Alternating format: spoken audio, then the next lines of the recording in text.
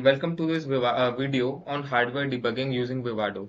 So this is basically a resource provided by the AMD Xilinx for the Vivado FPGA design flow. So in this video we are going to perform the Lab-6 of this resource. So this is lab 6 of AMD Xilinx FPGA Vivado flow, and in this lab we are going to explore how to debug a hardware design using two features: the integrated logic analyzer, which is ILA core from the IP catalog, and the mark debug feature. Our target design is a UART receiver. It receives input typed on a keyboard through a terminal emulator like TeraTerm and displays the binary equivalent of that character on the board's LEDs. I will be implementing this on the PINZ2 board. So to prevent this video from being excessively long, I have already performed the initial setup steps. So first I created the Vivado project and added the provided Verilog and constraint files. In the default part form that will appear afterwards, use the parts option and various drop-down fields of the filter section to select the PINZ2 board, which in this case you have to select the board. Yes, this board you have to select for implementing this lab, or you can, if you have the boolean board, then you have to select this board in the default part form and then just click finish, and then you have to copy the this psinit.tcl file to your project directory, and you have to run this command in the TCL console, which is here in the Vivado. So first of all you have to change your present working directory and where this psinit.tcl file is present, and then run that command in order to initialize this script. So what this script will do is it will create a block design called system and instantiates in PS with one GPIO channel. So after following all these steps, you can see, like, if I go to the UART LED entry, then we can see the baud rate here I am using is 115200 and the clock rate is 125 megahertz. Uh, okay, so and the next step would be to go in the project manager and in the IP catalog.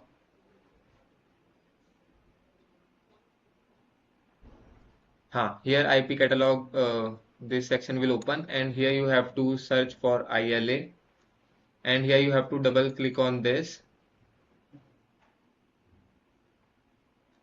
and here you will get an option to customize the IP. So you have to just follow the steps given in the documentation, but as I have already done that, so I am not going to create this, so I'm just doing cancel.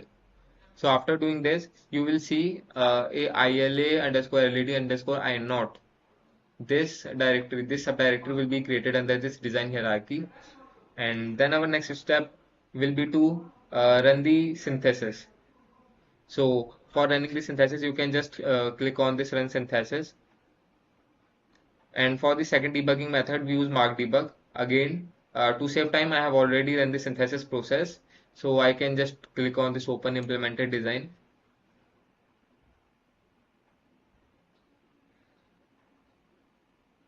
It will take some time.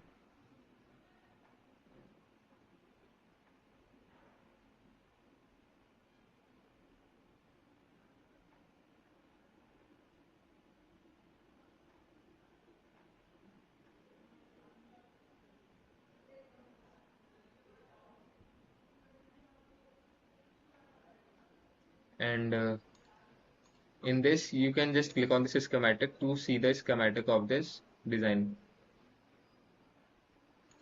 You can ignore those errors, those warnings, and this is the schematic of this lab which we are getting. After synthesis, I opened the synthesized design schematic, and I located this. I located this bus, and I will just right click on this and select mark debug here, but as I have already marked it for the debug, so it is showing unmarked debug. So you can do that, and after that you have to run the implementation. So for running the implementation, you can just tap on this run implementation, running the implementation, you can just go to the schematic, and this is the schematic that you will get after running the implementation. Then next, the crucial step is to generate the bit stream. So for that, you can just click on the generate bit stream. But because generating the bit stream can take several minutes, I have also completed the implementation and bit stream generation already. So I can just directly go to the just click on this open target and then auto connect.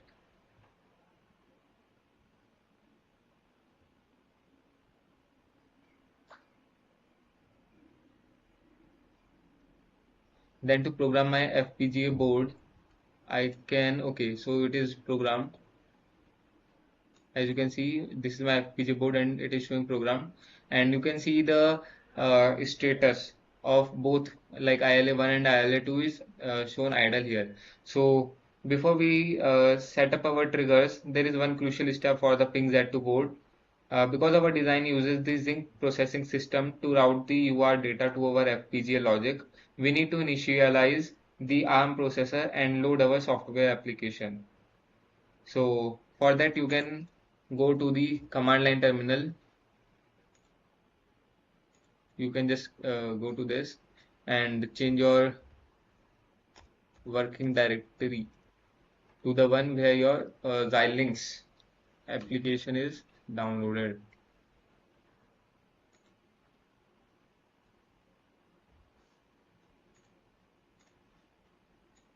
So you can refer to all of these commands and you have to run these in your command line terminal.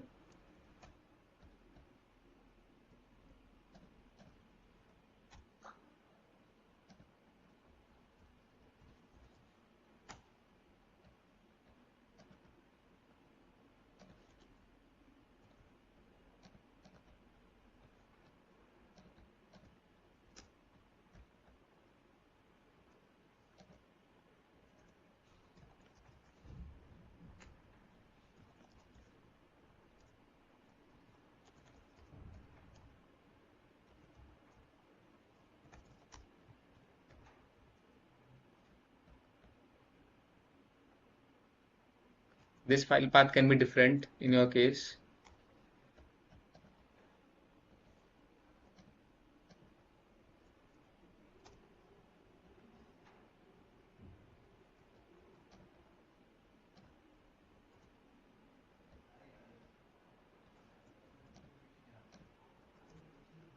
You have to follow these and run each of these commands one by one.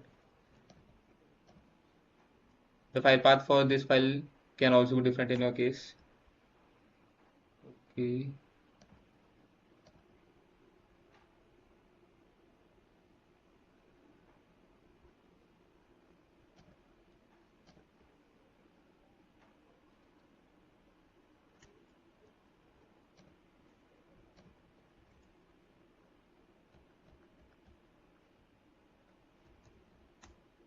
So you can see our ARM Cortex A9 MP core has 0, target 2 is running. So we can close this now and we have to go to our Vivado and then we have to run a terminal like Terraterm you can use, and then you have to select serial and then your COM7 port will be the USB serial port. Then you have to select this, then OK. Then you have to set up the serial port. The baud rate should be, the speed should be that which we have given in the baud rate, then OK.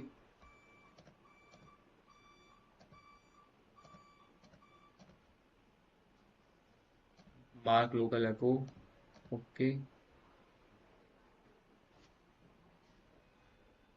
Now let's capture some live data. So in the trigger setup window for our first core, you have to follow some steps which are given in the documentation to add all these probes. And after doing that, we can capture we want to trigger the capture when a write to the LED port occurs.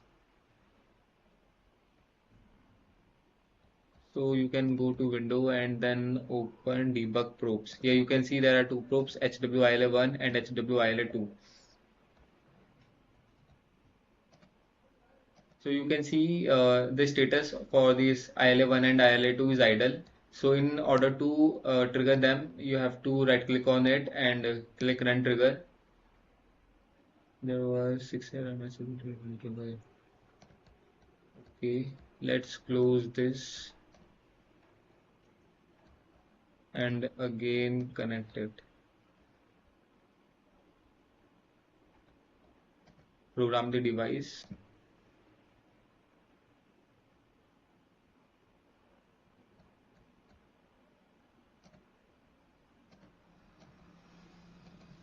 As you can see, there are no waveforms. So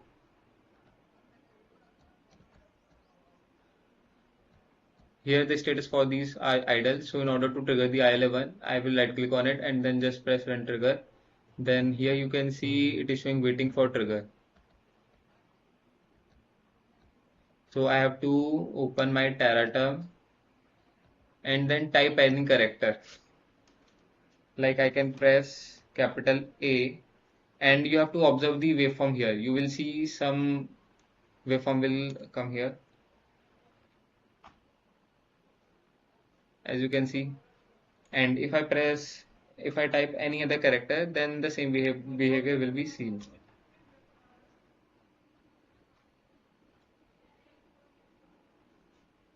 Okay, so before typing other characters, I have to again run this trigger, and then I have to type other characters like C. Now, in order to trigger this ILA2, you have to follow the same, right click on it and then press run trigger.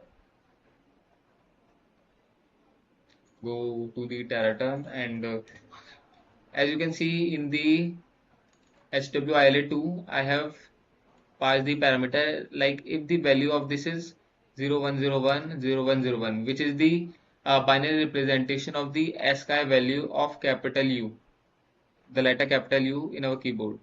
So only if I press capital U, if I type capital U, then only we will get a waveform here, and the waveform would show the value, the hexadecimal value of that character. Like if I type capital U in this case here, you can see a waveform is coming, and this is the hexadecimal value of the capital U which we are getting, which is 55. If I press any other character, then there will be no triggering happen. But if I press U, then you will see something will happen. Like we can try for A, which is 0100 and 0001. Okay. And then if I run trigger, waiting for triggering, and then here if I press capital A, then you can see the waveform is updated, and it is showing the hexadecimal value of the binary equivalent of the ASCII value of capital A. So this is the Lab-6 of the FPGA Vivado flow. I hope you understand the process. Thank you.